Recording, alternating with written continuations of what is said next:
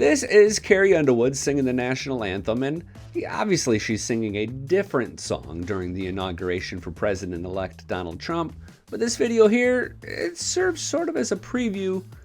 She's a really good singer, maybe the best of her generation. No matter how you feel about her performing, I hope we can all agree on that.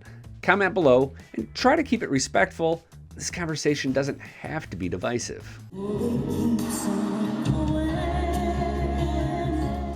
This is Carrie Underwood singing her song The Bullet, and gosh, I guess you would have to say that's about as much as she has ever said about a political issue, but I think it's a leap to label Carrie a gun control advocate because in September 2022, she shared this video.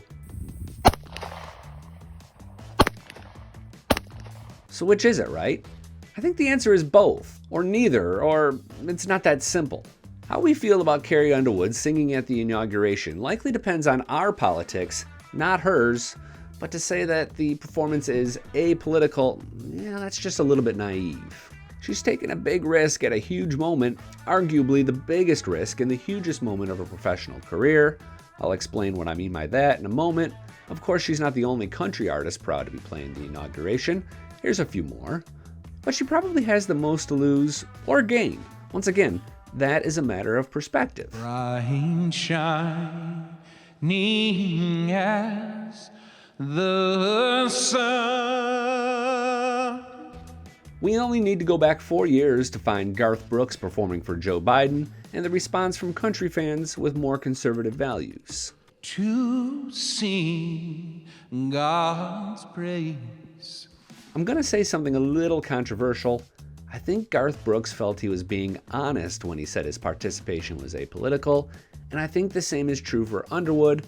Quote, "I love our country and am honored to have been asked to sing at the inauguration and to be a small part of this historic event," Underwood said earlier this week. Okay, so here is the needle I'm kind of hoping to thread. I want to talk about a country artist as she relates to politics without being political or sounding like I'm taking a side. I don't really care how far left or how far right she leans. The reality is she and Brooks probably go back and forth or range somewhere in the middle. I mean, isn't that all of us? To say Carrie is all the way to the right because she shoots guns, or all the way to the left because she once sang a song about gun violence, is sort of lazy. It's making assumptions about who she is and where she comes from. I think we call that stereotyping. I mean, does her love for gardening make her earthy?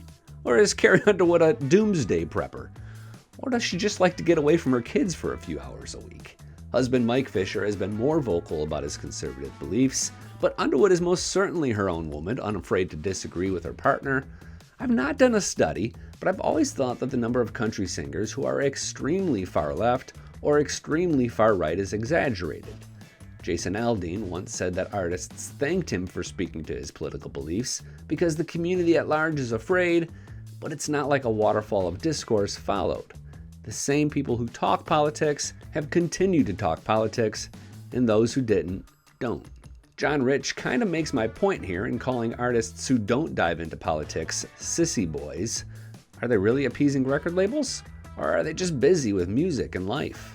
Honestly, I think that God, family, careers, and the next great country song are probably more top of mind than immigration reform for 9 of 10 country artists. So where's the risk? Well, the risk for Carrie is backlash like this. She may genuinely want to do this for her country, but she and you and me know that the Twitter and Facebook trolls are gonna be trolling. But the reward comes in the form of responses like this, and this, and this. I've never met a more intentional country artist than Carrie Underwood.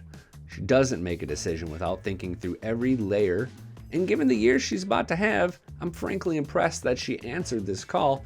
Remember, we'll start to see her on television in March, and you know that new music will follow. She's going to be all over ABC, and interviewers are going to want to ask her about this before talking about American Idol. Carrie Underwood could own a closet full of Make America Great Again hats, but even if that's the case, I don't think that's why she took the job. On January 20th, she'll sing America the Beautiful, and my gosh, does that have the potential to be every bit as good as Chris Stapleton singing the national anthem at the Super Bowl. She's betting that we'll remember that over all the context That kind of sounds like the safest bet in country music and politics right now. Quote, I am humbled to answer the call at a time when we must all come together in the spirit of unity and looking to the future. I trusted Garth Brooks' intentions in 2021, and I'm going to trust Carrie's this year as well. That's a really ambitious goal, but if anyone can do it, I'm Billy Dukes for Taste of Country. Thanks for watching, and thanks for subscribing.